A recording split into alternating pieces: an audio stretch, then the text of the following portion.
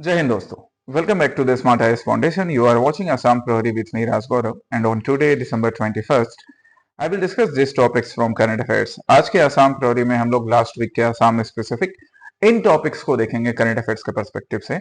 इनसे रिलेटेड आपके लिए प्रीलिम्स प्रैक्टिस क्वेश्चंस भी होंगे और मेंस के भी प्रैक्टिस क्वेश्चंस। ओके, तो जो पहला टॉपिक हम आज डिस्कस करने वाले हैं वो है live stock farming through digital literacy.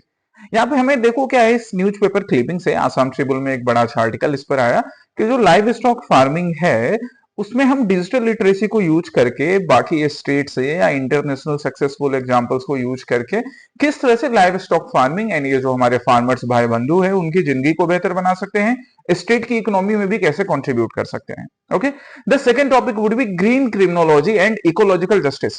Criminology के बारे में सुना पढ़ा तुमने होगा। तुम में से कई लोग जो अभी पुलिस डिपार्टमेंट में काम कर रहे हो आप भी क्रिमिनोलॉजी पे वर्क कर रहे हो, पर वहां पे आप ह्यूमन क्रिमिनोलॉजी देखते हो। यहाँ आज हम ग्रीन क्रिमिनोलॉजी देखेंगे। ये टर्म न्यूज में है ग्रीन क्रिमिनोलॉजी। इसको ना तुम इससे रिलेटेड क्वेश्चन यूपीएससी में भी एक्सपेक्ट कर सकते हो और एपीएससी एग्जामिनेशंस में भी। यहाँ पे एक्चुअली में क्लाइमेट से रिलेटेड या एनवायरमेंट से रिलेटेड ह्यूमन जो क्राइम कमिट करता है उसको हम देखेंगे किस तरह से इकोलॉजिकल जस्टिस इंश्योर की जा सकती है। जैसे एक एग्जांपल मैं तुमको देता हूं, हालांकि ये अभी बड़ा रिसेंट इवेंट है। कल अनफॉर्चुनेटली क्या हुआ कि एक राजधानी एक्सप्रेस, सांग राजधानी एक्सप्रेस जो दिल्ली से मिजोरम जा रही थी, अनफॉर्चुनेटली रेलवे ट्रैक क्रॉस जब ट्रेन जा रही थी तो रेलवे ट्रैक पे कुछ एलिफेंट्स का झुंड आ जाता है और 7 to 8 एलिफेंट्स की उसमें डेथ हो जाती है बड़े अनफॉर्चुनेटली। अब यहां पर ट्रेन पास कर रही है और एलिफेंट्स की डेथ हो गई। अब तुम इसको इस तरह से देखो कि इंडिया में कई बार ऐसे अनफॉर्चुनेट इंसिडेंट्स ऐसे भी हुए हैं कि ट्रेन या फिर रोड पर ह्यूमंस की भी डेथ हुई है। और जब ह्यूमन की वैसी डेथ होती है ना तो हम ज्यादा शोक दिखाते हैं, पर एनिमल्स के केस में कई बार हम थोड़ा कम कंपैशन दिखाते हैं। ऐसा नहीं होना चाहिए। यही green criminology and ecological justice का भी पार्ट होगा। ओके, थर्ड होगा ICMR, Indian council of medical research. उसने आसाम के एक मॉडल को ना पूरे नेशनल लेवल पर स्नेक बाइट प्रिवेंशन के लिए अडॉप्ट करने का सोचा है। कितनी फक्र की बात है आसाम के लिए कि दिमाओ मॉडल जो है ये पूरे नेशनल लेवल पर स्नेक बाइट प्रिवेंशन के लिए एक आइडियल मॉडल के रूप में यूज किया जाएगा। हम इसके सारे फीचर्स डिस्कस करेंगे। And the fourth topic would be diversion of forest land for non forest usages और other commercial usages in north east India. ना सिर्फ आसाम बल्कि पूरे नॉर्थ ईस्ट इंडिया में किस तरह से फॉरेस्ट लैंड का डाइवर्जन हुआ है। आसाम में भी फॉरेस्ट कवर क्या है वो भी डिटेल्स हम डिस्कस करेंगे। इन सबसे रिलेटेड आपके लिए प्रीलिम्स के प्रैक्टिस क्वेश्चन होंगे और मेंस के लिए भी प्रैक्टिस क्वेश्चन। ठीक है, अब हम रीड एंड रिफ्लेक्ट सेक्शन की बात करें तो आज का जो पहला रीड एंड रिफ्लेक्ट सेक्शन का आर्टिकल है जो मैंने आसाम ट्रिब्यून से दिसंबर 20 के न्यूज ओपिनियन सेक्शन से लिया है, वो एक ऐसे इंसान, एक ऐसे शख्सियत के बारे में है जिनके कंट्रीब्यूशन ना सिर्फ आज के आसाम के लिए बल्कि आगे आने वाली सदियों के लिए भी इंपॉर्टेंट रहेगा। जी हाँ, वो कौन है? लोकप्रिय गोपीनाथ बोरदोलोई जी। इनका कंट्रीब्यूशन किस तरह से, स्पेशली जब ये आसाम और पार्टीशन ऑफ इंडिया के बीच खड़े रहे थे। देखो कितने अच्छे से ये आर्टिकल का टाइटल चूज किया गया है कि he stood between Assam and partition. Partition की वजह से ना सिर्फ देश का पार्टीशन हुआ बल्कि काफी कुछ खोना पड़ा था, पर वहां पे ये डट कर खड़े थे कि आसाम पर वो आंच नहीं आए। तो इस आर्टिकल को आप पढ़िए, बहुत अच्छा आर्टिकल है। सेकंड टॉपिक इंडियन एक्सप्रेस से मैंने लिया है दिसंबर 21 से, जिसमें प्राइम मिनिस्टर नेहरू, भारत के पहले प्रधानमंत्री श्री जवाहरलाल नेहरू जी की एटॉमिक एनर्जी क्या पॉलिसी थी, किस तरह से उन्होंने इंडिया की पहली एटॉमिक एनर्जी एक्ट बनाई थी। अभी हम शांति बिल की बात कर रहे हैं तो उसी पर्सपेक्टिव में ये भी है। ये दोनों आपके रीड एंड रिफ्लेक्ट सेक्शन से रिलेटेड हैं। ये दोनों आर्टिकल्स आप पढ़ो और अपने लिए ना अपनी रीडिंग अंडरस्टैंडिंग कैपेसिटी डेवलप करो। चाहो तो नोट्स भी बना के रख सकते हो। ओके, सोर्स मैंने यहाँ पे मेंशन कर ही दिया है, Indian express and Assam Tribune. तो अब हम आते हैं अपने पहले टॉपिक पर। तो पहला टॉपिक हमारा क्या है? Live stock farming through digital literacy. आप यहाँ पे देख सकते हैं आसाम ट्रिब्यून का एक आर्टिकल कि किस तरह से इंडिया के नॉर्थ ईस्टर्न पार्ट में, यहाँ पे हम आसाम के भी पर्सपेक्टिव की बात करेंगे, लाइव स्टॉक फार्मिंग को डिजिटल लिटरेसी से और बेहतर बनाया जा सकता है। लेट्स सी डिजिटल लिटरेसी है क्या यहाँ पर। आप यहाँ पे एक पिक्चर देख सकते हो, एक ग्राफिकल रिप्रेजेंटेशन है जहां पे एक फार्मर बंधु, एक फार्मर फैमिली जो है वो मोबाइल एप्लीकेशन को यूज कर रही है और इस तरह से दिखाया जा रहा है। पीछे यहाँ पे गाय बंधी है, गाय के बछड़े हैं, कि किस तरह से आप मोबाइल एप्लीकेशन का यूज करके अपने इस लाइव स्टॉक फार्मिंग में बेहतरी कर सकते हैं। सो live stock farming is actually a radical catalyst, है ना, जो कि लाइव स्टॉक फार्मिंग को या ओवरऑल फार्मिंग सिनेरियो को चेंज कर देगा। कैसे फार्मिंग सिनेरियो को चेंज करेगा? इसके लिए भारत सरकार ने national digital live stock mission भी बनाया है। एक रोबस्ट बैकबोन, ध्यान दो यहां पर, it would create a robust digital backbone क्योंकि डिजिटाइजेशन या डिजिटल इंडिया जो है ना, वो सिर्फ सोशल मीडिया पे फोटोज अपलोड करने के लिए या रील्स देखने के लिए या ओटीटी पर वीडियो देखने के लिए नहीं है।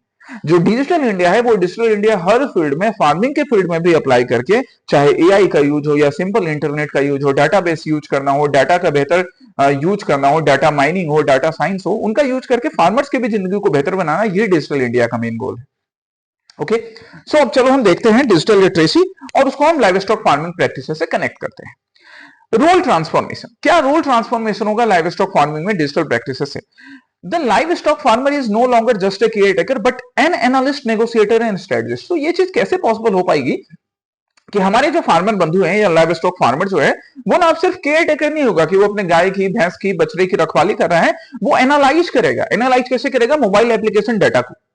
ये सब जो इमेजेस हैं, जैसे आप यहाँ पे एक ग्राफ देख सकते हो या मोबाइल देख सकते हो, मोबाइल के थ्रू उसको डिफरेंट स्टडी देखने को मिल रहा है। तो अब हमारा जो फार्मर बंधु है वो ना सिर्फ उनको खाने पीने का नहीं दे रहा है। पहले में सिर्फ ये पास्ट केयर टेकर का काम होता था, अब प्रेजेंट में वो मिल्क प्राइसेस को कंपेयर करेगा, मीट प्राइसेस को कंपेयर करेगा, वो देखेगा बेहतर ब्रीडिंग टेक्निक क्या है, न्यूट्रिशनल बैलेंसिंग कैसे की जा सकती है। ये सारी चीज करके वो ना सिर्फ अपने इनकम को बढ़ाएगा बल्कि देश के, राज्य के बढ़ोतरी में भी योगदान करेगा। Information access. He or she can get access related to milk prices, related to breeding technique, related to better nutrition requirement and nutrition fulfillment for the animals, जो भी एनिमल्स होंगे, चाहे वो गाय हैं, चाहे वो बकरी हैं, गोट्स हैं, किसी भी चीज के लिए, है ना। He would also become market intelligent. Market intelligent कैसे बनेगा? जब उसको सेल्स पिचेस मालूम होंगे। अब जैसे सिंपली हम एमबीएच की बात करते हैं, तो जो एमबीएच होते हैं वो कैसे वर्क करते हैं किसी भी मल्टीनेशनल कंपनीज के लिए या कंपनीज के लिए? दे स्टडी द मार्केट, वो मार्केट स्टडी करते हैं। आप सिंपली, अब चलो एमबीए को छोड़ो, हम एक एग्जांपल लेते हैं कि अमूल नाम की एक कंपनी है ना, एक कोऑपरेटिव कंपनी है, और वहां से हम मिल्क प्रोडक्ट्स परचेज करते हैं। अमूल के 1 लीटर का जो मिल्क आता है, नॉर्मली उसकी price 75 to 76 rupees per litre होती है, नॉर्मली जो मैं खरीद कर लाता हूं, राइट। पर हमारा जो फार्मर है ना, वो उसको 75 रुपीज में नहीं बेचता है पर लीटर में, वो काफी सस्ते में बेचता है। पर अमूल के पास ऐसे एमबीएच की या फिर ऐसे मैनेजमेंट की टीम बैठी है जो मार्केट को स्टडी करती है, कितना रिक्वायरमेंट है लोगों का मिल्क का, किस किस ग्रुप में रिक्वायरमेंट है, कैसे लोग हैं, वर्किंग पीपल है, घर में रहने वाले लोग हैं, एंड उसके अकॉर्डिंग वो ब्रांडिंग करते हैं, उसके अकॉर्डिंग वो मार्केट में पिच करते हैं प्राइस को। तो ये सारी चीजें हमारा फार्मर डायरेक्ट सीख सकेगा। That is the purpose of digital literacy in live stock farming, है ना। अब आप देखते हैं ग्लोबल एंड नेशनल ट्रेंड कैसा। तो भारत में झारखंड ने भी इस चीज को इंप्लीमेंट किया है। Veterinary officers use voice to text tool to log vaccination record.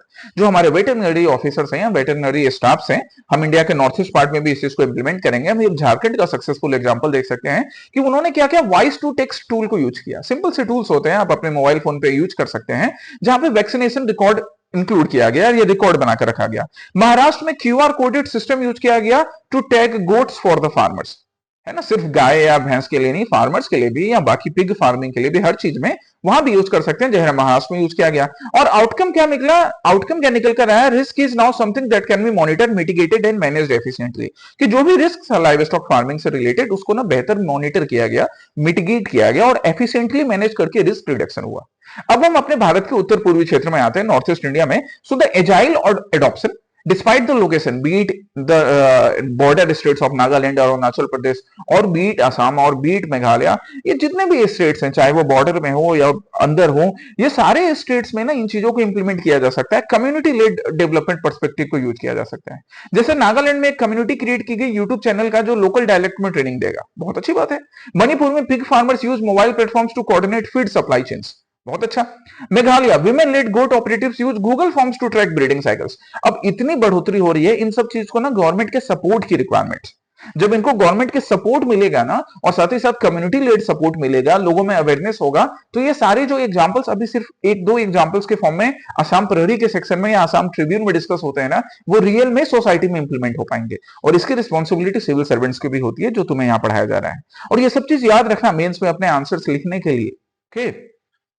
That's why मैं बोलता हूं कि टाइम टू टाइम रिवाइज क्या करो। जब भी कंपाइलेशन शेयर हो, उसको प्रिंट करवाइए, पिछले मंथ के कंपाइलेशन को। सारे कंपाइलेशंस प्रेजेंट है हमारे वेबसाइट पे, टेलीग्राम चैनल्स पे, हमारे जो स्मार्ट आईएएस के ऑफिशियल व्हाट्सएप ग्रुप है वहां पे डाउनलोड कीजिए, प्रिंट कीजिए और रिवाइज करते जाइए अपने मेंस एंड प्रीलिम्स के लिए।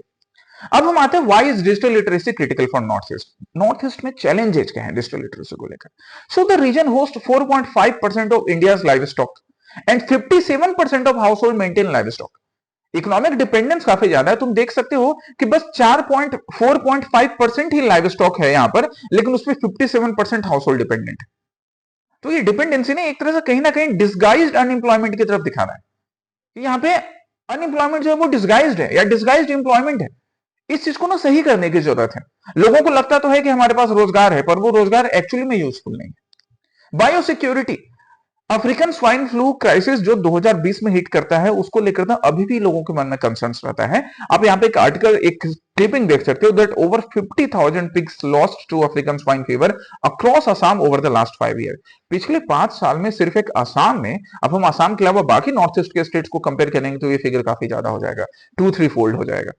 50,000 पिग्स को की जाने गई, किस वजह से? अफ्रीकन स्वाइन फीवर की वजह से। तो हमें इन सारी चीजों को ना कंटेन करने की जरूरत है। ये हमारे लिए एक बड़ा चैलेंज है, राइट? स्ट्रक्चरल चैलेंजेस क्या है? स्ट्रक्चरल चैलेंजेस है लिंग्विस्टिक डाइवर्सिटी। पूरे नॉर्थ ईस्ट में ना, नॉर्थ ईस्ट 7 सिस्टर्स के रूप में भले जाना जाता है, पर ये 7 बहनों में, 7 सिस्टर्स में लगभग 220 डायलेक्ट्स बोले जाते हैं 200 प्लस एथनिक ग्रुप्स के बीच में। And now the challenges arise, यहां पर वो चैलेंजेस अराइज होते हैं कि हम इतने सारे लैंग्वेजेस को किस तरह से टैप करेंगे। सिर्फ एसएमएस को यूज करके, सिर्फ नागामीज को यूज करके या किसी पर्टिकुलर और लैंग्वेज को यूज करके काम नहीं हो पाएगा। हमें इन सारे लैंग्वेजेस को टैप करने के लिए हमारा जो इंफ्रास्ट्रक्चर है या डिजिटल इंफ्रास्ट्रक्चर है ना, इसको बेहतर करने की जरूरत है, राइट? इंफ्रास्ट्रक्चर लिटरेसी डिवाइड भी काफी ज्यादा है। एक एग्जांपल देखिए, Nungthak Tampak Manipur was declared 100% computer literate, but reality is that very few residents own a smartphone or PC, making the literacy theoretical with no practical utility.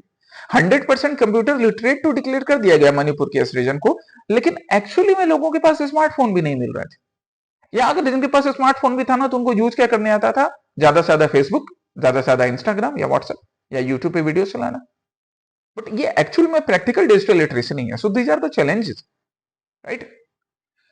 अब हम आते हैं गवर्नमेंट इनिशिएटिव पर कि गवर्नमेंट का क्या इनिशिएटिव है। तो हम सबसे पहले बात करेंगे डिजिटल एग्रीकल्चर मिशन का, है ना, एग्रीस्टेक का, and national digital live stock mission का। ये सारे जो प्रोग्राम्स है ना, द ट्रिनिटी ऑफ मिशन इनको नाम दिया गया। ट्रिनिटी, त्रिमूर्ति हो गया। ये क्या करेगा? लाइव स्टॉक के फील्ड में डिजिटाइजेशन को, डिजिटल इंडिया को सपोर्ट करेगा। इसके लिए एक भारत पशुधन प्लेटफॉर्म डेवलप किया गया है। भारत पशुधन प्लेटफॉर्म, देखो भारत पशुधन प्लेटफॉर्म क्या है, एक मिनट ये स्लाइड क्लियर कर देता हूं मैं। भारत पशुधन प्लेटफॉर्म, ये सिंपली एक मोबाइल बेस्ड एप्लीकेशन होगा, साथ ही साथ वेब बेस्ड इंटरफेस भी होगा। मतलब आप इसको अपने मोबाइल में एप्लीकेशन के फॉर्म में भी चला सकोगे जिन लोगों को इसकी रिक्वायरमेंट होगी, और लैपटॉप पे या कंप्यूटर पे खोलकर ब्राउजर में भी देख सकोगे। ये वर्ल्ड का largest live stock tagging initiative होगा, जहां पे लाइव स्टॉक को टैग किया जाएगा और टैगिंग के लिए एक 12 डिजिट की आईडी यूज की जाएगी, जिससे आराम से ट्रेस किया जा सके। जैसे हमारा जो आधार कार्ड होता है उसमें भी 12 डिजिट होते हैं ना, तो उससे हमारे डाटा निकल जाता है उन 12 नंबर्स को डालकर। उसी तरह लाइव स्टॉक के लिए भी 12 डिजिट टैगिंग होगी। ये पॉइंट याद रखना, प्रीलिम्स के लिए काम आएगा तुम्हारे, ठीक है? अब यहाँ पे मैंडेटरी कॉम्प्लायंस है महाराष्ट्र मॉडल को यूज करते हुए। Mandated ear tagging from June 2025, untagged livestock are denied veterinary services making digital identity non negotiable. ये चीज मैंडेटरी किया जाएगा कि अगर आपका जो लाइव स्टॉक है, अगर उसकी टैगिंग नहीं हुई है, तो भैया आपको कोई भी फैसिलिटी नहीं मिलेगी। शुरू में इसको लेकर थोड़ी दिक्कतें आएंगी, उसको सॉल्व करने के लिए गवर्नमेंट सपोर्ट की जरूरत है। Indian council of agriculture resource का भी solutions, app based solutions provide verifiable data and instant access to government schemes. हमारे जो भी लाइव स्टॉक फार्मर्स हैं, अगर वो ऐप बेस्ड डाटा यूज करना सच में सीख जाए, तो जो भी उनके इश्यूज होंगे, जो भी प्रॉब्लम्स होंगे या जो भी उनके क्वेश्चन होते होंगे, उनका बेहतर आंसर उन्हें मिल पाएगा गवर्नमेंट स्कीम्स का या बाकी ऐसे फैसिलिटीज का। And so the overall way forward comes vernacularization. Vernacularization means simply क्या करना? Digital tools must be vernacularized इनको multiple local languages में, है ना? अगेन सिर्फ इंग्लिश यूज करने से काम नहीं चलेगा, सिर्फ हिंदी यूज करने से काम नहीं चलेगा, या सिर्फ एसएमई यूज करने से भी काम नहीं चलेगा। पूरे नॉर्थ ईस्ट इंडिया को देखना पड़ेगा। टाइम लगेगा, समय लगेगा, लेकिन वो समय देकर इसको बेहतर किया जा सकता है। इंफ्रास्ट्रक्चर फर्स्ट, डिजिटल लिटरेसी सिर्फ व्हाट्सएप या फेसबुक चलाने तक नहीं, डिजिटल लिटरेसी एक्चुअली में ऐसे एप्लीकेशंस को यूज करने के लिए भी बढ़ानी पड़ेगी। इंटीग्रेटेड रिपोर्टिंग भी, इंटीग्रेटेड रिपोर्टिंग, यहाँ पे गवर्नमेंट की भी रिस्पॉन्सिबिलिटी काफी होगी कि वो ऐसे डिजीज आउटब्रेक से रिलेटेड रिपोर्टिंग करे और उनको प्रिवेंट करने का, है ना, प्रीएम्प्टिव अप्रोचेस भी इन एप्लीकेशंस में स्टोर करें। And cultural alignment, now the local groups they should come forward. जो लोकल ग्रुप्स हैं उनको सामने आना पड़ेगा कि वो कल्चरली भी अलाइन करे। अलग अलग रीजन के, नागालैंड के जो नागामीज ग्रुप हैं, आसाम के ग्रुप हैं, या मेघालय के ग्रुप हैं, या मिजोरम के हैं, या त्रिपुरा के हैं, उन ग्रुप्स को सामने आना पड़ेगा अपने लोगों को सपोर्ट करने के लिए। तब जाकर वो सच में अपने स्टेट को बढ़ा पाएंगे, ठीक है? And so now the mains based practice question based on it, ये रहा आपका मेंस बेस्ड प्रैक्टिस क्वेश्चन। इस पे 150 वर्ड में इसको आंसर करोगे। तुम में से कुछ लोगों को लगेगा कि सर क्वेश्चन तो इतने बड़े स्टेटमेंट में लिखा हुआ है, फिर 150 वर्ड में क्यों? तो my dear, it does not mean कि क्वेश्चन 2 लाइन में लिखा गया, 3 लाइन में लिखा गया तो वो 250 वर्ड में ही पूछा जाएगा। ऐसा बिल्कुल नहीं होता है। 150 और 250 दोनों में ना प्रैक्टिस करते हमें रहनी चाहिए।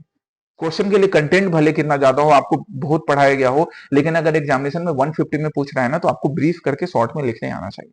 ओके, सो ये चीज आप करिएगा। ये रहा आपके लिए पहला प्रैक्टिस क्वेश्चन मेंस का, और प्रीलिम्स का प्रैक्टिस क्वेश्चन भी। प्रीलिम्स प्रैक्टिस क्वेश्चन का आंसर तो मुझे कमेंट सेक्शन में बताओगे। अच्छा, एक और बात, जो लास्ट सेशन था दिसंबर का असम प्रहरी का लास्ट वाला जो मैंने लिया था, उसमें भी जो प्रीलिम्स प्रैक्टिस क्वेश्चन थे उसके आंसर मैं कमेंट सेक्शन में पिन कर दूंगा।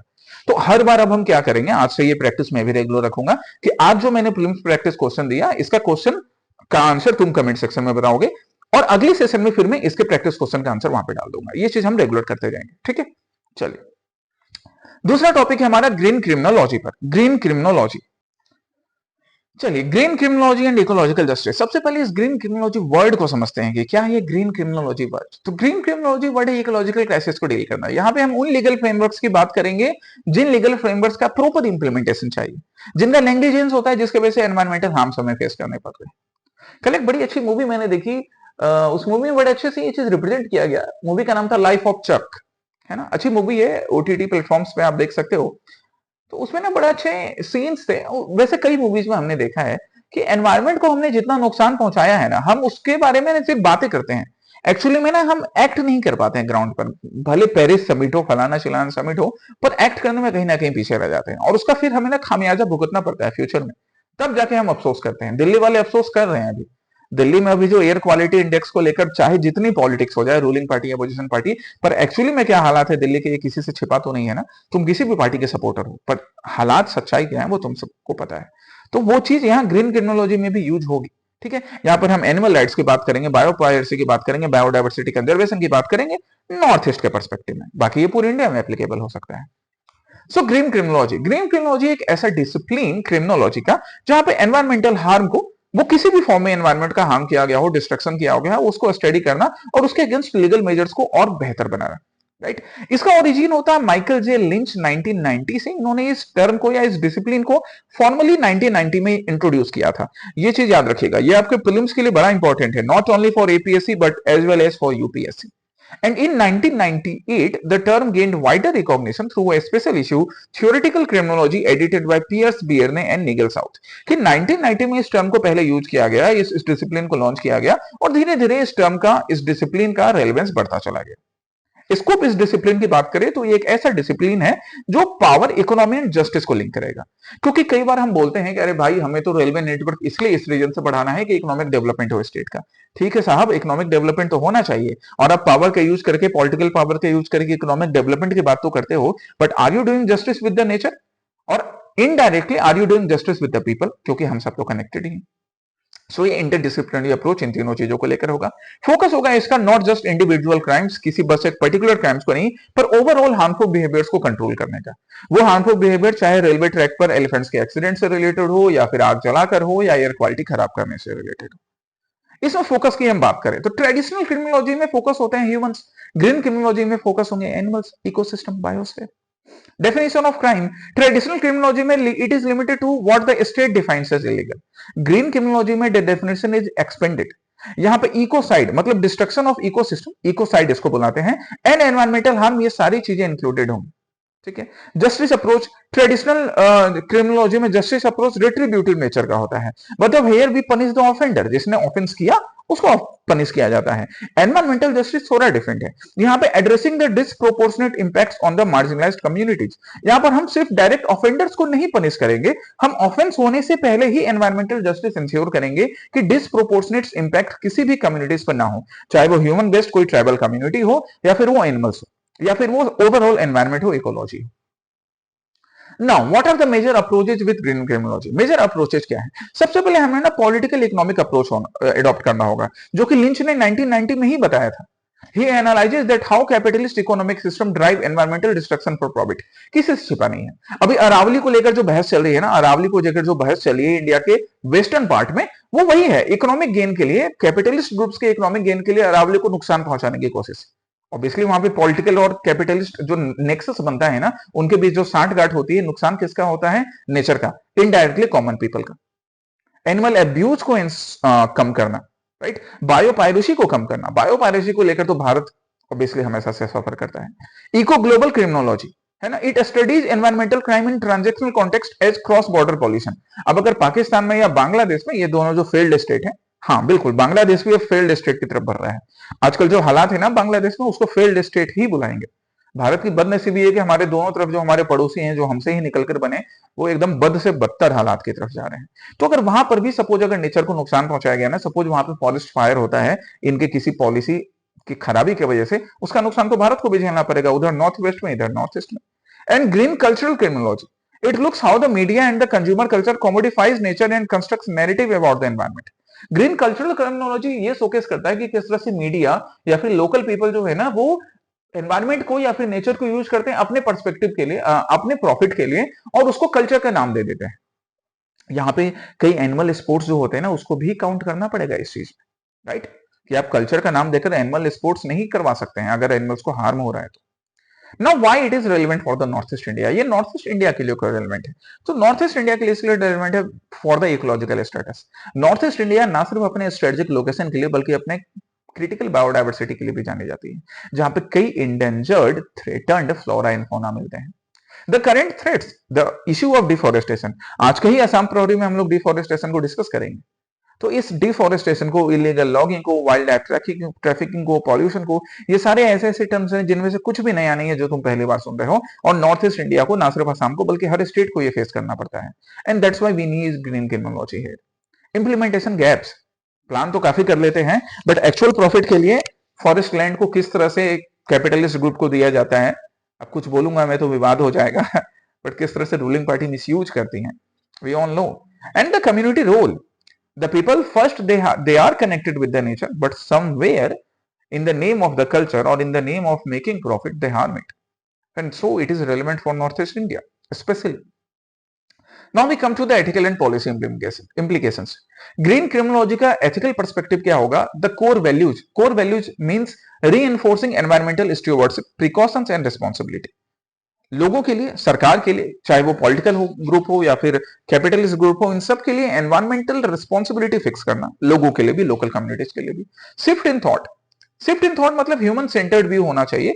और ये ह्यूमन सेंटर्ड व्यू में, ह्यूमन सेंटर्ड व्यू बोल रहे हैं, it challenges the human centred view, it challenges the human centred view in this way कि ह्यूमंस डेवलपमेंट तो करते जाता है कि हमें बिल्डिंग्स बनानी है, हमें मॉल्स बनाने हैं, पर क्या मॉल जंगल को काट कर बनाने के तर्ज पे सही होगा? इस पिक्चर को देखो, यहाँ पे ह्यूमन को ऊंचा दिखाया जा रहा है, बेचारा नेचर सफर कर रहा है। यहाँ पे ह्यूमन और नेचर का जो बाकी जो ग्रुप है एनिमल्स वाला, वो दोनों बैलेंस पे बराबर है।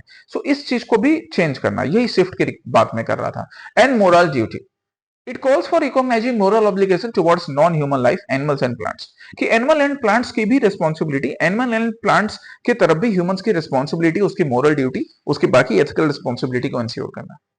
देन दूसरा पर्सपेक्टिव है पॉलिटिकल पॉलिसी स्टैंड आउट, जहां पे स्ट्रॉन्गर रेगुलेशंस की एंड लीगल रिकॉग्निशन की जरूरत है। एंड दैट्स व्हाई हम ग्रीन क्रिमिनोलॉजी की बात कर रहे हैं।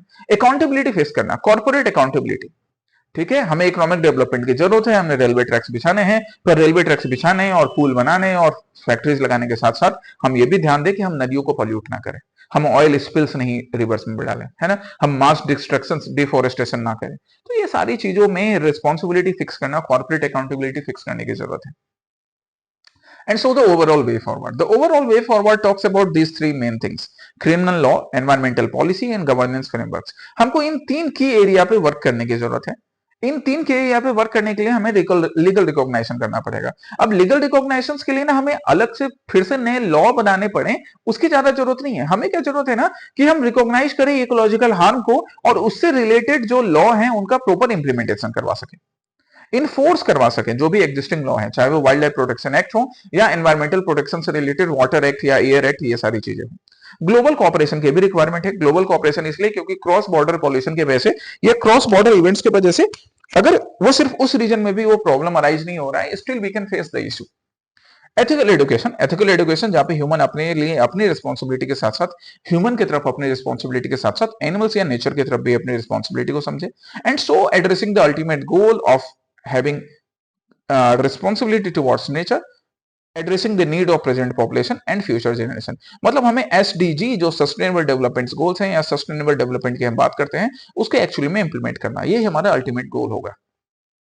ये रहा आपका दूसरा mains based practice question, traditional criminology and green criminology के बीच के डिफरेंस या इसके सिग्निफिकेंस को बताते हुए। अब हम आते हैं प्रीलिम्स बेस्ड प्रैक्टिस क्वेश्चन जो ग्रीन क्रिमिनोलॉजी पे है। एक सिंपल सा दिखने वाला लेकिन एक बड़ा इंपैक्टफुल क्वेश्चन, क्योंकि ऐसे क्वेश्चंस आपके प्रीलिम्स में पूछे जाते हैं। तो ये दूसरा प्रीलिम्स बेस्ड प्रैक्टिस क्वेश्चन हो गया। थर्ड टॉपिक होगा हमारा डिमाओ मॉडल के ऊपर। हम डिमाओ मॉडल को डिस्कस करेंगे जो कि किस चीज को रोकने के लिए, स्नेक बाइट को रोकने के लिए। अब हम डिमाओ मॉडल जो कि आसाम का मॉडल है, एक लोकल मॉडल जिसको पूरे नेशनल लेवल पर हम यूज करने वाले हैं। Why? Because ICMR is adopting it, Indian council of medical research. So now the Indian Council of Medical Research has sanctioned 13.5 crore national project for zero snake bite death initiative. Indian council of medical research ने target रखा है कि हम snake bite से होने वाले death को पूरी तरह से खत्म कर दे। इसके लिए 13.5 करोड़ का नेशनल प्रोजेक्ट लॉन्च किया गया है। By taking inspiration from Assam दिमाग मॉडल, आसाम के शिवसागर डिस्ट्रिक्ट से निकलकर बाहर आया दिमाग मॉडल, इसको पूरे भारत में नेशनल लेवल पे इंप्लीमेंट करना। चलिए पढ़ते हैं इसके बारे में। What is Dimao model? It is originating from the Dimao Community Healthcare Center in Sivsagar, Assam. The model has achieved near zero snake bite deaths in its catchment area. मतलब शिवसागर असम में यहां पर दिमाओ कम्युनिटी हेल्थ केयर सेंटर में इस model को implement किया गया, जिसकी कोर फिलोसफी ये थी community engagement and rapid referral network. कि अगर सपोज किसी पर्सन को स्नेक बाइट हुआ तो तुरंत ही कम्युनिटी एंगेजमेंट के थ्रू और जो भी मेडिकल फैसिलिटीज है उसको अप्लाई करके उस स्नेक बाइट से होने वाली डेथ को रोक दिया जाए। क्योंकि हमेशा ना ये जरूरी नहीं है कि स्नेक बाइट से डेथ ही हो जाए, लोग काफी पैनिक करते हैं और इसके वजह से ना स्नेक बाइट से पॉइजन से होने वाली डेथ की जगह वो ब्रेन हेमरेज की वजह से उनकी डेथ हो जाती है। तो ये दिमाग मॉडल में इस चीज का ध्यान रखा गया था। की कंपोनेंट्स क्या थे दिमाग मॉडल के? स्नेक फ्रेंड्स को डेवलप करना है ना, volunteers, a group of community volunteers, obviously इनको ट्रेन किया गया, इनको स्नेक्स को आइडेंटिफाई करना, स्नेक बाइट को आइडेंटिफाई करना एंड पेशेंट्स को केयरफुल्ली सेफली हॉस्पिटल तक लेकर जाना। मतलब यहाँ पर कोई भी सुपरस्टिशियस प्रैक्टिसेस नहीं है, सब कुछ साइंस बेस्ड है, मेडिकल बेस्ड है एंड रैपिड ट्रीटमेंट। क्योंकि ये जो हमारे स्नेक साथी थे, जो हमारे वॉलंटियर्स थे, ये जल्द से जल्द उस पेशेंट को अगर हॉस्पिटल तक लेके जा रहे हैं तो ट्रीटमेंट काफी रैपिड मिलेगा, एंटी स्नेक वेनम्स उनको दिया जाएगा विदाउट डिले और हमारे पेशेंट बच जाएंगे। ट्रस्ट बिल्डिंग करना, लोगों के बीच ट्रस्ट बनाना कि भाई जो हमारे स्नेक वॉलंटियर्स हैं, लोग हैं और जो हमारे मेडिकल प्रोफेशनल्स हैं, इनके बीच एक कोऑर्डिनेशन हो। जब इनके बीच कोऑर्डिनेशन होगा, जैसे सपोज एक मैं एग्जांपल देता हूं तुम्हें, अगर सपोज मान लो हमें चोट लग जाती है, हमें सर्दी जुकाम हुआ, सर्दी जुकाम की बात करते हैं, हमेशा हम लोग उससे परेशान रहते हैं। सर्दी जुकाम हुआ तो हम अपने डॉक्टर के पास जाते हैं ना, या अपने डॉक्टर के पास नहीं, सबसे पहले हम कहाँ जाते हैं? अपने गली मोहल्ले चौराहे के दवा दुकान के पास। उनसे बोलते हैं कि दादा भैया दीदी हमें एक दवा दे दो, सर्दी जुकाम हो रहा है। वो हमें 2 गोली देते हैं। ये भरोसा यहाँ पर भी दिखाने की जरूरत है। ये दिमाग मॉडल में इंश्योर किया गया था। अब हम आईसीएमआर के प्रोजेक्ट पर आते हैं। तो आईसीएमआर का प्रोजेक्ट है zero snake bite death India में इंश्योर करना, under the banner SARP, snake bite awareness response prevention and action, जिसको 7 स्टेट में पहले इंप्लीमेंट किया जाएगा। कौन से states? Assam, Himachal Pradesh, Jharkhand, Kerala, Maharashtra, Odisha and West Bengal. मतलब इंडिया का नॉर्थ ईस्टर्न पार्ट, इंडिया का नॉर्दर्न पार्ट, इंडिया का सेंट्रल पार्ट, इन सारे पार्ट में इंप्लीमेंट किया जाएगा ये 7 स्टेट्स में। तो ये आप प्रीलिम्स के लिए अपना याद रखिए कौन से 7 स्टेट्स में। आगे इसको एक्सटेंड किया जाएगा, फिलहाल इन 7 स्टेट्स के लिए। The objective is to create a unified replicable national model by integrating best practice from different states. Especially Assam के मॉडल को इंटीग्रेट करते हुए, इस मॉडल के बेस्ट प्रैक्टिसेस को फॉलो करते हुए, और साथ ही साथ इन बाकी भी जो 7 स्टेट्स हैं इंक्लूडिंग आसाम, यहां पर भी जो बेस्ट प्रैक्टिसेस हैं स्नेक बाइट डेथ को कंट्रोल करने वाले, उनको भी यहां पे इंप्लीमेंट करना है ना। इसलिए प्रोजेक्ट का नाम रखा गया सर्प, बट सर्प बाइट से या स्नेक बाइट से बचाने का काम करना। Regional strategy would be integrated. Assam के दिमाग मॉडल को हम झारखंड में इंप्लीमेंट करेंगे, आगे जाके बिहार में करेंगे, आगे जाके दिल्ली में करेंगे, आगे जाके इंडिया के सदर्न पार्ट्स में करेंगे, है ना। महाराष्ट्र मॉडल जहां पे distribution of protective equipments specially boots and torch दिए गए थे फार्मर्स को। फार्मर्स बेचारे काफी प्रोन होते हैं स्नेक बाइट्स को लेकर ना, तो इनको ये प्रोटेक्टिव इक्विपमेंट महाराष्ट्र में डिस्ट्रीब्यूट किया गया था। हम इस मॉडल को भी यूज करेंगे। हम हिमाचल प्रदेश के भी मॉडल को यूज करेंगे जहां पे बाइक एम्बुलेंस की फैसिलिटी स्टार्ट की गई थी कि अगर सपोज हमारे ये जो स्नेक वॉलंटियर्स हैं उन्होंने डिटेक्ट किया कि गांव में किसी को स्नेक ने काट लिया, वो तुरंत उसको बाइक पे बैठाएंगे और अपनी बाइक पर नहीं, बाइक एम्बुलेंस है प्रॉपरली उसके लिए, मतलब इंफ्रास्ट्रक्चरल सपोर्ट दिया जा रहा है। केरला मॉडल, यहाँ पे डिजिटल टूल्स यूज किए गए थे। स्नेक पीडिया नाम का एक ऐप डेवलप किया गया था, सर्च करना तो स्नेक पीडिया ऐप, देखना क्या क्या इशू है इसको लेकर, उसको एड्रेस किया जा सकता है, अपने आंसर्स में यूज कर सकते हो। Now what is the significance? The significance is India is having a very high burden of snake bite, है ना। क्या है? India is the snake bite capital of the world. कितनी मतलब चिंता की विषय है कि हमको वर्ल्ड का स्नेक बाइट कैपिटल बोला जाता है, क्योंकि एनुअली 58,000 लोग मरते हैं स्नेक बाइट से। भगवान करे, ऊपर अल्लाह, वाहिगुरु, जीसस करे कि ऐसा ना हो किसी के घर में, but unfortunately 50% global death snake bite से हमारे यहाँ होती है इंडिया में। गोल्डन आवर होता है स्नेक बाइट से रिलेटेड, ये वो टाइम है then most of the death occurs because victims reach hospital too late due to distance और reliance on the traditional healers. जब स्नेक बाइट होता है तो लोग पहले कई बार अपने ट्रेडिशनल बिलीफ की वजह से ट्रेडिशनल स्नेक हीलर्स के पास जाते हैं, झाड़ फूंक करवाते हैं, हॉस्पिटल नहीं जा पाते हैं, कभी फैसिलिटी नहीं होने की वजह से, कभी भरोसा नहीं होने की वजह से, और वो गोल्डन आवर मिस हो जाता है, डेथ हो जाती है। इन सब चीजों को डील करने के लिए हमने ये सर्प इनिशिएटिव की बात करी है आज आईसीएमआर की। ठीक है, तो ये आपका रहा एक दूसरा प्रैक्टिस क्वेश्चन इस आईसीएमआर के इनिशिएटिव पर बेस्ड। इसको 250 वर्ड में करना है, मतलब यहाँ पे आपको एक्सटेंड करना है, यहाँ पे आपको अपने आंसर्स को एक्सटेंड करना है, 3 to 4 पेजेस में आंसर लिखना है, और लाकर चेक करवाया करो हमसे, अपने टीचर से, जो भी टीचर आपको मिले, है ना, सब टीचर से आप इवेलुएट करवा सकते हो। And the prelims based practice question ये रहा। अब हम आते हैं अपने फोर्थ टॉपिक पर, last but not the list topic. यहां पर हम बात करेंगे फॉरेस्ट लैंड डाइवर्जन का, कि नॉर्थ ईस्ट इंडिया में किस तरह से फॉरेस्ट लैंड का डाइवर्जन हो रहा है, और ये फिगर काफी चिंताजनक है। 12,031 hectares of forest land have been diverted in northeast India, including 761 in Assam। मतलब आसाम में 761 लैंड डाइवर्ट हो चुका है। ये पिक्चर देखो, डाइवर्ट ही हो रहा है ना, अननेसेसरी यूज के लिए, या अननेसेसरी ना करें तो वैसे यूज के लिए जहां पर हम नेचर को हार्म पहुंचा रहे हैं। ये ग्रीन क्राइमिनोलॉजी में डिस्कस होना चाहिए। एंड ये डाटा ऐसा नहीं है कि अपोजिशन क्रिटिसाइज करने के लिए यूज कर रहा है, खुद union ministry of environment, forest and climate change बोल रहा है that a significant portion of the forest land in northeast India has been diverted for non-forest purposes.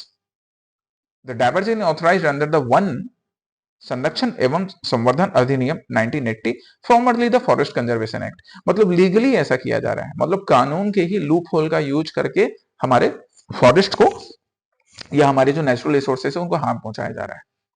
What is the key statistics, यहाँ पे ना आपको मेनली ये figure से याद रखने हैं, आपके प्रीलिम्स में ये काफी काम आएंगे, इसलिए मैं इसी फॉर्म में इस टॉपिक को डिस्कस करूंगा। नेशनल फिगर की बात करें तो नेशनल फिगर क्या है, a total of 91,000 hectare of forest land has been diverted. तो नेशन में 91,000 और पूरे नॉर्थ ईस्ट इंडिया में लगभग 12,000 हेक्टेयर। तो 13% जो लैंड है पूरे, अगर हम बात करें पूरे नेशनल एवरेज का, तो 13% नॉर्थ ईस्ट इंडिया में फॉरेस्ट लैंड डाइवर्ट हो चुका है। राइट, टॉप स्टेट्स जहां पर सबसे ज्यादा फॉरेस्ट लैंड डाइवर्ट हो रहा है वो अरुणाचल प्रदेश है। It saw the highest diversion with 6,708 hectares। एक मूवी आई थी कुछ दिनों पहले, कुछ सालों पहले शायद, वरुण धवन की, he is an actor, Varun Dhawan, Bhediya नाम की मूवी, जहां पे इस चीज को शोकेस किया गया था कि किस तरह हाईवे बनाने के नाम पर नॉर्थ ईस्ट के जीरो वैली का एग्जांपल ले रहे थे, कि हाईवे बनाने के नाम पे north east Arunachal Pradesh zero zero valley में किस तरह से वहां पर ना फॉरेस्ट को कट करने का प्लान हो रहा था। तो अरुणाचल प्रदेश सच में सबसे ज्यादा हाईएस्ट डाइवर्जन फेस कर रहा है ना। भेड़िया मूवी से भी तुम इस चीज को याद रख सकते हो अपने प्रीलिम्स के लिए, है ना। ये सब देखो प्रैक्टिकल यूज है, यही सब चीजें सीखनी है, सिर्फ रटा रटाया ज्ञान नहीं है, ऐसे सीख सकते हो। आसाम की स्टेटस की बात करें तो 761 हेक्टेयर लैंड यहाँ का डाइवर्ट हो चुका है। ओके, चलिए लीगल फ्रेमवर्क क्या बोलता है। लीगल फ्रेमवर्क बोलता है कि वन अधिनियम ही इस चीज को अलाउ कर रहा है। The act mandates central approval for using forest land for non forest uses. मतलब स्टेट गवर्नमेंट और सेंट्रल गवर्नमेंट दोनों की सांठगांठ से होता है। कंपनसेट से कुछ लोग नाराज हो सकते हैं, रूलिंग पार्टी वाले लोग, पर नाराज क्यों हो रहे भाव, ये तो सरकार ने ही बोला है, नाराज होने वाली बात नहीं है, सही करने की बात है ना। कंपनसेटरी अफॉरेस्टेशन बोलता है ये वन अधिनियम। क्या कंपनसेटरी अफॉरेस्टेशन बोल रहा है कि जितना आपने लैंड डाइवर्ट किया है, जितने ट्रीज कट किए हैं, must plant trees on equivalent area. लेकिन तुमको लगता है कि वो अचानक से बड़े से ट्री में कन्वर्ट हो जाएगा जितना ट्रीज कट किया गया है। दैट्स व्हाई इनइफेक्टिव होती हैं सारी चीजें। यही चीज ग्रीन क्रिमिनोलॉजी में देख रहे थे कि एक्ट्स बहुत सारे हैं, बट उन्हीं एक्ट्स में लूप होल्स है, और उसी लूप होल का फायदा उठाकर क्राइम कमिट किए जाते हैं नेचर के अगेंस्ट में। जरा हम वन संरक्षण अधिनियम को देख लें, जिसका अमेंडमेंट 2003 में किया गया। इसको अमेंड किया गया था 2023 में। मेन इसका पर्पस था कंजर्वेशन एंड ऑगमेंटेशन फैसिलिटीज को बेहतर करना। But the act now applies only to official records और notified forest. It removes protection from deemed forest. Deem forest मतलब land that looks like a forest but it is not approved in government records. अब इस चीज का misuse किया जाता है। एक बड़ा सा रीजन, वो सपोज एक खेत का रीजन हो या फॉरेस्ट, दो टाइप के देखो, एक होता है नोटिफाइड फॉरेस्ट जिसको गवर्नमेंट रिकॉर्ड में नोटिफाई किया जा चुका है, और एक होता है अननोटिफाइड फॉरेस्ट जिसको अभी तक गवर्नमेंट ने नोटिफाई नहीं किया गया है।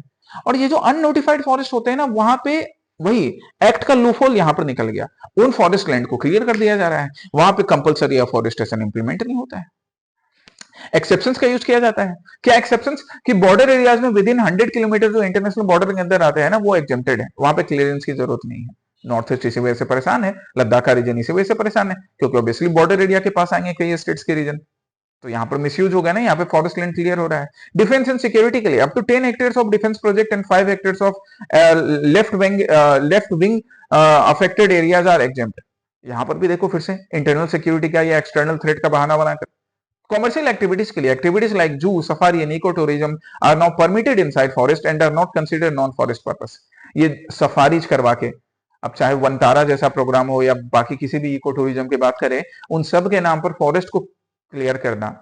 वनतारा वाला प्रोग्राम जो है ना, भले ठीक है एक तरफ उन्होंने अपना एक प्राइवेट फॉरेस्ट एरिया बना लिया है, पर कल को उनका इंटरवेंशन काजीरंगा में होना या मानस में होना या कहीं भी कान्हा टाइगर रिजर्व में होना, ये सारी चीजें कहीं ना कहीं कमर्शियल एक्टिविटी ना फॉरेस्ट लैंड को या फॉरेस्ट रिसोर्सेज को हार्म ही करती हैं। And that's why there is a loss, there is prediction है या कंसर्न है कि 28% of India's forest cover is being harmed unrecorded forest के फॉर्म में, अनचेक्ड कंस्ट्रक्शन हो रहा है इन रीजन में, specially in border areas like Arunachal Pradesh. एक तरफ तो ये फ्रेजाइल रीजन भी है, पर बॉर्डर एरिया का इन लूप होल्स का फायदा उठाकर यहाँ पे फॉरेस्ट को हार्म पहुंचाया जा रहा है। 28% ऑफ इंडिया फॉरेस्ट कवर के साथ ऐसा हो रहा है। ओके, असम के फॉरेस्ट प्रोफाइल की बात कर लें तो as per the ISFR India state of forest report, Assam has a forest cover of approximately 28,313 square kilometre. ये मैं इस रिपोर्ट के अकॉर्डिंग बोल रहा हूं, ठीक है, इस रिपोर्ट के अकॉर्डिंग दिस कॉन्स्टिट्यूट रफली 36.10% of the total states geographical area, which is significantly higher than the national average. National average से हायर है, लेकिन फिर भी लॉस की वजह से ना एक कंसर्न है। नेशनल एवरेज 21.7% का है, बट आसाम के पास 36% एरिया है। ओके, और बाकी हम देखें तो very dense forest coverage, canopy coverage के लिए वेरी डेंस फॉरेस्ट किसको बोलते हैं, जहां पे कैनोपी कवरेज 70% से ज्यादा हो। असम के पास 4.07% वेरी डेंस फॉरेस्ट है, राइट। ओपन फॉरेस्ट जहां से 10 to 40% कैनोपी कवरेज होता है, असम के पास 19.58% ऐसे ओपन फॉरेस्ट है। फिर हम आते हैं मॉडरेटली डेंस फॉरेस्ट में, तो 40 to 7% जहां पे कैनोपी कवरेज होगा। कैनोपी कवरेज मतलब ये ट्री का ये कवरेज है। मेरी ड्राइंग स्किल बहुत ही अच्छी है, मैंने बचपन में ड्राइंग नहीं सीखा था, तो ये कैनोपी कवरेज जो है इसी के अकॉर्डिंग हम dense forest, open forest and moderately dense forest को काउंट करते हैं। तो असम में सबसे ज्यादा असम में सबसे ज्यादा ओपन फॉरेस्ट मिलता है आपको 19.58% वाले, ठीक है। वेरी डेंस फॉरेस्ट 4.07% है। मॉडरेटली डेंस फॉरेस्ट जहां पे 40 से 70% तक कैनोपी कवर होता है, वो 12.45% है। एंड ओपन फॉरेस्ट असम में 19.58% है, ठीक है। स्क्रब वाला रीजन जो है वो काफी कम है, 0.29%।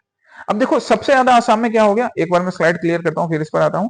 ओपन फॉरेस्ट है, तो बोलने को तो बहुत अच्छी बात है कि हाँ भाई ओपन फॉरेस्ट है, but it actually creates an illusion of greenery. क्यों भाई, क्योंकि आपके पास डेंसिटी नहीं है फॉरेस्ट कैनोपी की, and this is showing the loss of dense forest, कि हम डेंस फॉरेस्ट को धीरे धीरे लूज करते जा रहे हैं, कभी झूम कल्टीवेशन की वजह से, कभी सॉइल इरोजन की वजह से, और कभी अनचेक्ड डेवलपमेंट की वजह से, राइट। क्योंकि डेंस फॉरेस्ट का होना जरूरी है। हम सिर्फ ओपन फॉरेस्ट लेके ये चीज नहीं बोल पाएंगे कि हमारे यहाँ फॉरेस्ट कवर बहुत ज्यादा है, ये नहीं हमारे लिए काम का आएगा। Okay, now the implications. ये जो फॉरेस्ट, ये एग्जांपल देखो, ये इसी तरह तो कल राजधानी एक्सप्रेस से एक्सीडेंट हुआ था ना। अब हम ये थोड़ी बोलेंगे कि एलिफेंट ट्रैक क्रॉस कर रहे थे, इनको तो वहां से क्रॉस करना चाहिए जहां पे फाटक लगा होता है। नहीं भाई, हम इनके रीजन को क्रॉस कर रहे हैं, right. Ecological fragmentation. Linear projects like road rails, they cut through the corridors. Elephant corridors in Karbi Anglong isolating wildlife population. And it's not the issue of only Karbi Anglong region. बाकी regions का भी यही issue है, और सिर्फ आसाम का नहीं, पूरे भारत का यही issue है। Monoculture versus biodiversity. Compensatory afforestation, Campa जिसको बोलते हैं, it often relies on fast growing species like teak, eucalyptus, which creates green deserts. क्यों इसको ग्रीन डेजर्ट्स बुलाते हैं, क्योंकि ना कंपनसेटरी अफॉरेस्टेशन जो एक जो लॉ है कि आपको भाई जितना आपने फॉरेस्ट लैंड क्लियर किया है, आपको उतने ही लैंड पर आपको ट्री प्लांट करना होगा। तो हमारे जो कैपिटलिस्ट होते हैं ना, वो कौन सा ट्री प्लांट कर देते हैं, वो प्लांट कर देते हैं यूकेलिप्टस या टीक। बट इनसे ना ग्रीन डेजर्ट्स बन जाता है, मतलब ट्रीज तो बन गए, पर वहां पर ना लोकल बायोडाइवर्सिटी को सपोर्ट नहीं मिलेगा। हुलॉक गिबन जैसे स्पीसीज के हम एग्जांपल ले रहे हैं, ये यूकेलिप्टस या टीक ट्री पे उतने अच्छे से नहीं ग्रो कर पाएंगे, उतने अच्छे से नहीं सर्वाइव कर पाएंगे जैसे ये बाकी ट्रीज पे सर्वाइव करते हैं। इसी को हम बोल रहे हैं ग्रीन डेजर्ट का क्रिएट होना या मोनोकल्चर क्रिएट होना। And loss of community control, communities का control is even in 6 schedule area, they are losing the loss, they are losing the control in the name of new changes के नाम पे।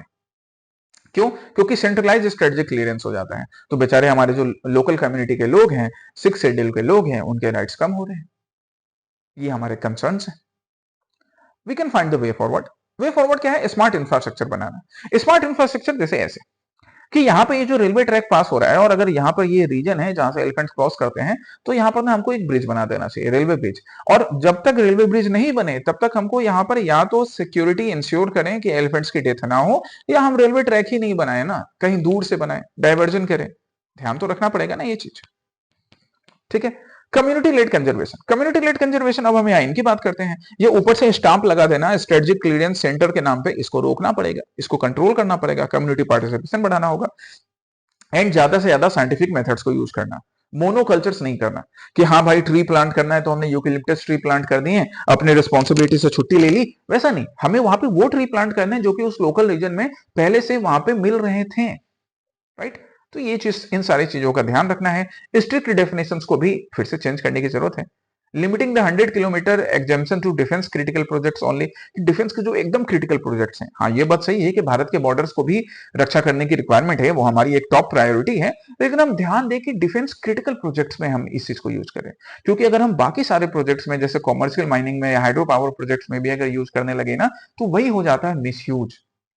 इससे ना सिर्फ हम नेचर को नुकसान पहुंचाएंगे, आने वाले दिनों में लोग भी इससे परेशान होंगे, तो भारत की रक्षा तो वैसे भी कमजोर होगी। ये सारे वे फॉरवर्ड मेजर्स हैं। अब ये रहा इस पे बेस्ड आपका प्रीलिम्स बेस्ड प्रैक्टिस क्वेश्चन। यहाँ पे मैंने मेंस बेस्ड प्रैक्टिस क्वेश्चन इस टॉपिक पर नहीं दिए हैं, इस टॉपिक पर प्रीलिम्स बेस्ड प्रैक्टिस क्वेश्चन ही है। तो आज के आसाम प्रोरी के सेशन में आपके लिए 3 मेंस बेस्ड प्रैक्टिस क्वेश्चन हो गए और टोटल 5 ये एक अवार्ड जहां पे ऑनरेबल चीफ मिनिस्टर को सम्मानित किया जा रहा है Shri Chandrashekhar Saraswati national eminence award से।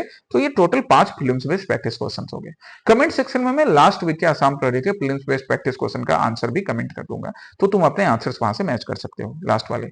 आज वाले सेशन का आंसर तुम्हें खुद करना है, ये काम तुम्हारे लिए मैंने रखा है। अगली वीक फिर मैं आंसर अपडेट कर दूंगा। तो इस सेशन को अच्छे से आप रिवाइज कीजिए, है ना, टाइम लीजिए जितना टाइम आपको लेना है, बट रिवाइज कीजिए। अगले वीक से पहले ये हो जाना चाहिए, ये वाला सेशन आपका कंप्लीट हो जाना चाहिए। मेंस के क्वेश्चंस के आंसर लिखो, अपने टीचर से इवैल्यूएट करवाओ और इस चीज को ना सिंसियरली फॉलो करते रहो। तो अपकमिंग एपीएससी या यूपीएससी एग्जामिनेशंस में तुम्हारी तैयारी बढ़िया रहेगी, राइट। ये आपकी रिस्पॉन्सिबिलिटी है जो तुम फुलफिल करो। हम हमारी रिस्पॉन्सिबिलिटी फुलफिल कर रहे हैं, आप अपनी रिस्पॉन्सिबिलिटी फुलफिल कीजिए। ओके, तो अब इसी के साथ मैं आज के आसाम प्रोरी के सेशन को कंक्लूड करता हूं। हम लोग अगले सेशन में मिलेंगे। टेक केयर, जय हिंद।